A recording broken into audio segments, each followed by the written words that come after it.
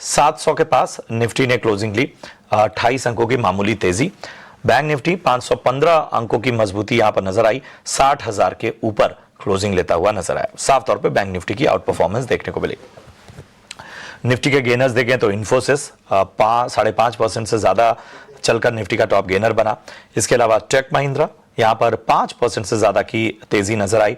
Wipro, TCS, HCL take तमाम IT counters में हमने देखा कि लगभग 1.25 से 2.25% तक की तेजी हमें देखने को मिली। बात करें अगर हम लूजर्स की लिस्ट की, तो आप देखेंगे इटर्नल लगभग 4% की गिरावट यहां पर रही।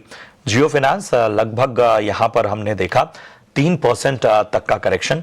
इसके अलावा सिप्ला में 2.5% की गिरावट रही। हिंडाल्को में 2% से ज्यादा की कमजोरी नजर आई। Asian Paints, Bharat Electronics Limited में 1.25 से 2% की गिरावट देखने को मिली। 1219 शेयर आज ऐसे रहे जो कि हरे निशान में क्लोज हुए और 1719 शेयर ऐसे थे जो कि लाल निशान में क्लोज होते नजर आए, यानी कि डिक्लाइंस का पलड़ा भारी था। सबसे पहले लक्ष्मीकांत जी, टेक्निकल लेवल्स जरा बताइए, इस बाजार को कैसे आप देखते हैं और सोमवार को जो हफ्ते भर इस बार का बाजार रहा है उस हिसाब से सोमवार को किन लेवल्स का ध्यान रखना चाहिए, निफ्टी और बैंक निफ्टी दोनों पर रणनीति बताइए। नमस्कार प्रशांत जी, और हमारे सहयोगी गौरव सर को भी बहुत बहुत अभिनंदन।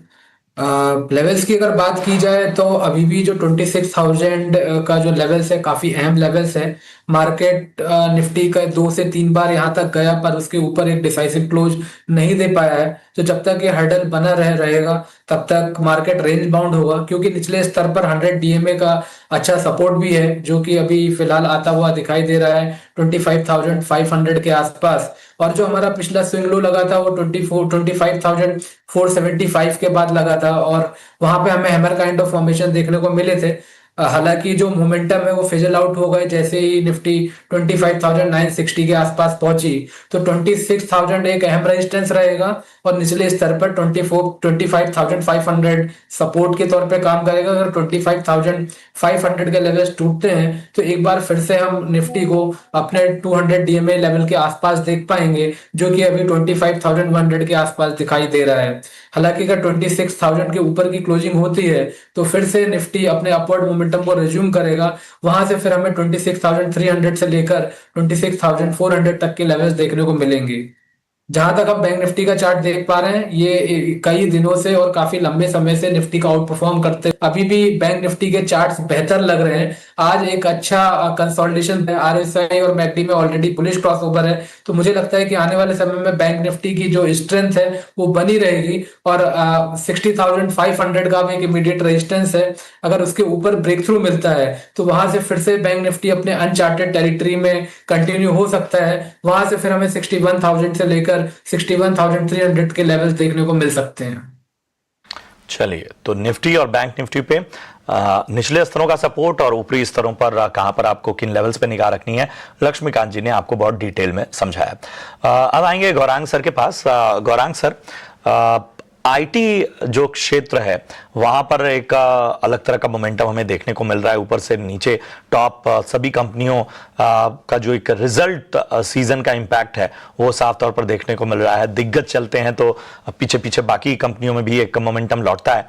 तो आने वाले वक्त में आईटी सेक्टर को आप कैसे रेट करेंगे, या कोई और सेक्टर आपको पसंद आ रहा हो तो वो भी बताइए। बहुत बहुत धन्यवाद प्रशांत जी, आपका 18 और स्वदेश के दर्शकों को, मेरे मित्र लक्ष्मीकांत जी को और आपको प्रणाम और शुभ दिन हमारे तरफ से। तो देखिए, काफी लोग आईटी क्षेत्र से दूर रहने की राय दे रहे थे प्रशांत भाई। पिछले 2 तिमाही से जो नतीजे आए हैं सकारात्मक थे, कोई बड़ी नकारात्मक बात नहीं है और बाजार की सोच के विपरीत नतीजे ऊपर की तरफ आए हैं, खास करके दूसरी तिमाही के, जहां पर आईटी क्षेत्र पर लोगों को बहुत बड़ा प्रश्न चिन्ह था कि रुझान किस तरीके का रहा। अब तक जो हमने आईटी क्षेत्र के नतीजे देखे हैं दिग्गज कंपनियों के, टीसीएस, एचसीएल टेक और इन्फोसिस के, और हमें लग रहा है कि जिस प्रकार से सभी मैनेजमेंट ने अब तक अपनी टिप्पणियां करी है कारोबार को लेकर के और भविष्य को लेकर के, एक बात साफ दिख रही है कि डील पाइपलाइन जो है वो अच्छी है और आने वाले भविष्य में बढ़ेगी। दूसरी तरफ एआई को लेकर के जो योगदान और जो कदम और जो अधिग्रहण कंपनियां कर रही हैं उसका भी सकारात्मक असर जो है वो आने वाले भविष्य में बैलेंस शीट पर आपको आता हुआ दिखेगा। तो आईटी क्षेत्र तो पसंद आता ही है, लेकिन इसके अलावा आपने पूछा है कि कौन सा दूसरा क्षेत्र है जो हमें अच्छा लगता है, तो एक नहीं 2-3 क्षेत्र हैं। पहले पायदान पर आएगा वित्तीय क्षेत्र, पूरा ब्रह्मांड प्रशांत भाई, निजी क्षेत्र की बैंक, सरकारी बैंक और मजबूत एनबीएफसी अच्छे लगते हैं। और नतीजों का सिलसिला सिर्फ तीसरी तिमाही में नहीं, लेकिन चौथी तिमाही में और आने वाले वित्तीय वर्षों में आपको यहाँ से और सुधार होता हुआ नजर आएगा। तो और बैंक निफ्टी ने तो अपना मेरे ख्याल से आज बेहतर रुझान दिया आईटी सूचकांक के साथ साथ। तो वित्तीय क्षेत्र है, आईटी क्षेत्र है, इसके अलावा रक्षा क्षेत्र है, ऑटो क्षेत्र में काफी अच्छा लगता है। जिस प्रकार से आंकड़े महीने दर महीने बिक्री के आए हैं और जिस प्रकार से प्रयास सरकार की तरफ से ऑटो क्षेत्र को मिल रहा है, एक बहुत बड़ा बेहतर रुझान आने वाले समय में आता है, वो देखेगा। सीमेंट क्षेत्र एक दूसरा क्षेत्र है जहां पर हमारी नजर बनी हुई है प्रशांत भाई। हमें लग रहा है कि खपत सीमेंट की और भी बढ़ेगी और शायद इस साल अगर परिस्थितियां सामान्य रही और कंपटीशन कमीशन ऑफ इंडिया की तरफ से ज्यादा दखलंदाजी नहीं की गई तो शायद सीमेंट के बोरियों के दाम भी ऊपर जाने की संभावना है। और खपत से जुड़े हुए क्षेत्र, ये कुछ प्राथमिक क्षेत्र है जहां पर आपको नजर रखनी चाहिए। एक छोटा सा डिस्क्लोजर दे देता हूं कि जो भी निवेश लायक रणनीति आज इस कार्यक्रम में रखेंगे, ये हमारे बुनियादी तर्क के आधार पर फंडामेंटल रिसर्च टीम की तरफ से राय है। इसमें हमारी कंपनी अथवा मेरा किसी भी प्रकार का व्यक्तिगत निवेश नहीं, ना ही किसी प्रकार का वित्तीय लाभ मिलता है, ना ही किसी प्रकार का कॉन्फ्लिक्ट ऑफ इंटरेस्ट। लेकिन इसी स्तर पर आए हम हमारे क्लाइंट्स को देते हैं, संभवतः पूर्वक उनका निवेश हो सकता है। तो वित्तीय क्षेत्र मुझे सबसे ज्यादा पसंद आता है प्रशांत। क्षेत्र गौरांग सर की पहली पसंद। चलिए इन सब के बीच में अब आपके सवालों को शामिल करते हैं। सुमित यादव का सवाल लेते हैं। इन्होंने बीएसई लिमिटेड पे खरीदारी की है, इनकी बाइंग प्राइस अच्छी है, 2753 रुपए पे गौरांग सर इन्होंने खरीदारी की है। 3 साल का जो है वो नजरिया लेकर चल रहे हैं। आज सकारात्मक बात यह भी पढ़ने में आई है प्रशांत भाई के एनएससी के आईपीओ को मेरे ख्याल से इस महीने के आखिरी तक हरी झंडी मिल जाएगी। अगर ये होता है तो मेरे ख्याल से पूरा क्षेत्र जो भारतीय शेयर बाजार का क्षेत्र है, इंडियन कैपिटल मार्केट्स, वो बहुत बेहतर रुझान लेकर के आएगा। अब निर्भर करता है कि मूल्यांकन किस प्रकार के वगैरह वगैरह। सीधे सीधे तो टिप्पणी नहीं कर पाएंगे बीएसई पर क्योंकि कवरेज नहीं है, लेकिन ये एक और मेरा खुद का अनुभव है ये है कि भारतीय शेयर बाजार ने बेहतर रुझान दिया है। आने वाले भविष्य में ये बेहतर रुझान आपको होता हुआ नजर आएगा। उस परिस्थिति में प्लेटफॉर्म प्रोवाइडर जैसे बीएसई है, आने वाले भविष्य में एनएसई भी एक प्लेटफॉर्म प्रोवाइडर है, ये सब कंपनियां अच्छा कामकाज करेगी। Services provider NSDL, CDSL, camps जैसी कंपनियां, कंप्यूटर एज मैनेजमेंट सर्विसेज, जहां पर हमारी खरीदारी की राय है एज अ डिस्क्लोजर कैम्स के ऊपर, और इंटरमीडिएटरीज, ये सभी योगदान देंगे भारतीय शेयर बाजार के क्षेत्र में। और अगर ये क्षेत्र अच्छा करता है, जो कि हमें अनुमान है कि आने वाले सालों में आपको भारतीय शेयर बाजार बहुत बेहतर रुझान लेकर के आएगा, तो इनका भी भविष्य काफी उज्जवल लगता है। एक सक्षम और मजबूत कंपनी है बीएसई भारतीय शेयर बाजार क्षेत्र।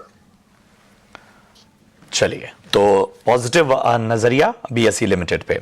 संस्कार अग्रवाल हमारे अगले दर्शक हैं और इन्होंने transformer and rectifiers, trans and rect, ये शेयर इन्होंने खरीदारी की हुई है।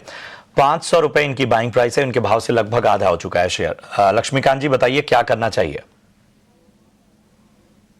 ट्रांसफॉर्मर जो ये स्टॉक है अभी अपने डाउन ट्रेंड में ही चल रहा है और काफी लंबे समय से हमने इसमें गिरावट देखी है। तो लगता है कि ये जो गिरावट है अभी भी कंटिन्यू रह सकती है। तो मुझे लगता है कि फर्दर डाउनवर्ड मूव देखने को मिल सकता है अगर 250 के लेवल्स टूटते हैं। ऊपरी स्तर पर अगर मैं देखूं तो 270 275 का एक हर्डल भी दिखाई दे रहा है।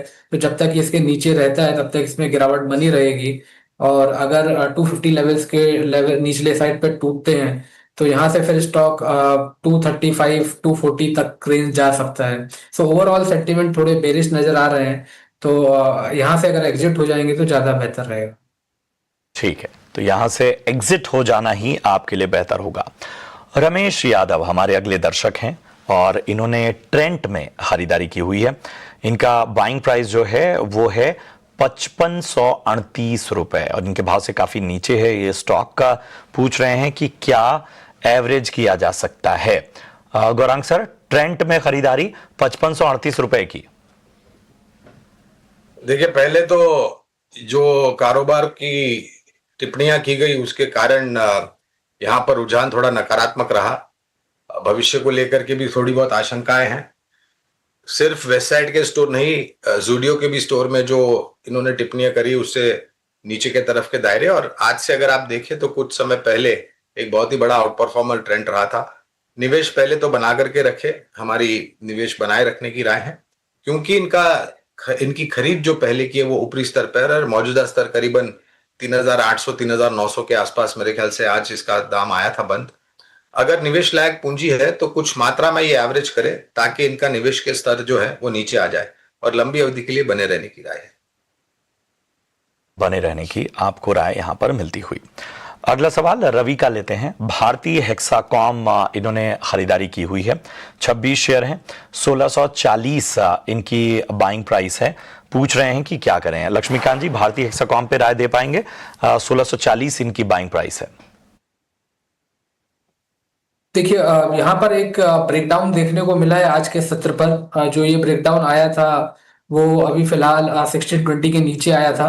हालांकि एक हल्की रिकवरी भी देखने को मिली है, तो लगता है कि अगर 1600 के लेवल्स को अगर ये स्टॉक डिफेंड कर जाता है तो एक शॉर्ट टर्म पुलबैक हमें 1680 से लेकर 1720 तक देखने को मिल सकता है। तो इनको 1600 के स्टॉप लॉस के साथ होल्ड रखने की सलाह रहेगी। अगर बाय द फेस 1600 के लेवल्स टूटते हैं तो वहां से इन्हें एग्जिट होना पड़ेगा। तो मुझे लगता है वहां से फिर गिरावट बढ़ सकती है। उसके बाद हमें निचले स्तर पर 1520 से लेकर 1500 के भी लेवल्स इस स्टॉक में देखने को मिल सकते हैं। चलिए, तो डाउन ट्रेंड जो है वो लगातार इस स्टॉक में बना हुआ है। संजना हमारी अगली दर्शक हैं और इन्होंने केपीआई ग्रीन में खरीदारी की हुई है। 507 रुपए खरीदारी है इनका और इस वक्त 443 रुपए ये चल रहा है। हालांकि आज 2.5% की तेजी देखने को मिल रही है। शॉर्ट टर्म का इनका नजरिया है। लक्ष्मीकांत जी, आपके पास ही आना पड़ेगा। केपीआई ग्रीन पे क्या राय बन रही है? जो स्टॉक है एक रेंज बाउंड मूव दिखाता हुआ शो कर रहा है। एक बार यहाँ पर हमें एक स्पाइक देखने को मिला था 514 के बाद, उसके बाद यहाँ पे फर्दर प्रॉफिट बुकिंग देखने को मिल रही है। और अगर मैं इसके एवरेजेस देख पा रहा हूँ तो अभी भी स्टॉक अपने 200 डीएमए लेवल के नीचे सस्टेन कर रहा है। तो अगर ये अपना इमीडिएट जो स्विंग लो है, जो कि पिछली बार हमें आता हुआ दिखाई दिया था 405, अगर उसके नीचे फिसल जाता है तो हमें फर्दर गिरावट देखने को मिल सकती है। उस दौरान ये स्टॉक 380 से लेकर 375 के लेवल को रिटेस्ट कर सकता है। सो ओवरऑल सेंटिमेंट थोड़े से बेरिश नजर आ रहे हैं। हालांकि एक हल्का सा रिबाउंड मिलने की आशंका है टुवर्ड दी लेवल्स ऑफ 460 470 के आसपास तक। तो अगर उस लेवल पे एक बार ये फिर से आता है तो एग्जिट करेंगे तो ज्यादा बेहतर रहेगा। ठीक है, तो आपको एक विशेष रणनीति केपीआई ग्रीन टेक एनर्जी पे आपको मिलती हुई। अगला सवाल शकुंतला शर्मा जी का है और गौरांग सर आपके पास आऊंगा क्योंकि इनका नजरिया 2 साल का है। केन्स टेक्नोलॉजी इन्होंने परचेज किया हुआ है। बाइंग प्राइस काफी ऊपर की है, 5500 का भाव है, लेकिन अभी भी 2 साल देना चाहती हैं केन्स टेक पे। बताइए क्या करना चाहिए? देखिए, ये जो क्षेत्र है प्रशांत भाई, हमारी फंडामेंटल टीम का सकारात्मक नजरिया है, जहां पर पीजी इलेक्ट्रोप्लास्ट और सीजी पावर जैसी जो कंपनियां हैं इस क्षेत्र से जुड़ी हुई, यानी कि ईएमएस क्षेत्र, चिप, सेमीकंडक्टर, पीसीबीज वगैरह वगैरह।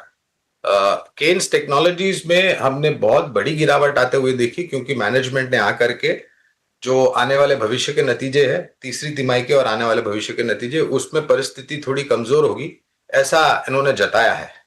और एक वही बड़ा कारण था जहां पर हमने ये स्टॉक मेरे ख्याल से करीबन 6,000 या 7,000 के पार भी गया था एक समय पर, और फिर निरंतर गिरावट। विशेष रूप में तो टिप्पणी नहीं कर पाएंगे क्योंकि कवरेज नहीं है, लेकिन थोड़ी सावधानी बरतने की तो बिल्कुल राय होगी, क्योंकि जब मैनेजमेंट आकर के कहते हैं कि आने वाले समय में उनके नतीजों को लेकर के असमंजस परिस्थिति या निराशा आ सकती है, उस परिस्थिति में मेरे ख्याल से आपको थोड़ा बहुत सावधान रहना चाहिए। विशेष रूप में टिप्पणी नहीं करूंगा क्योंकि कवरेज नहीं है। मेरे ख्याल से लक्ष्मीकांत जी शायद इस पर ज्यादा रोशनी डाल सकते हैं। लक्ष्मीकांत जी, केन्सटेक आपको कैसा लगता है? केन्स टेक्नोलॉजी में जिस तरीके से गिरावट बनी हुई है, हमें लगता है कि आने वाले समय में भी गिरावट बढ़ सकती है।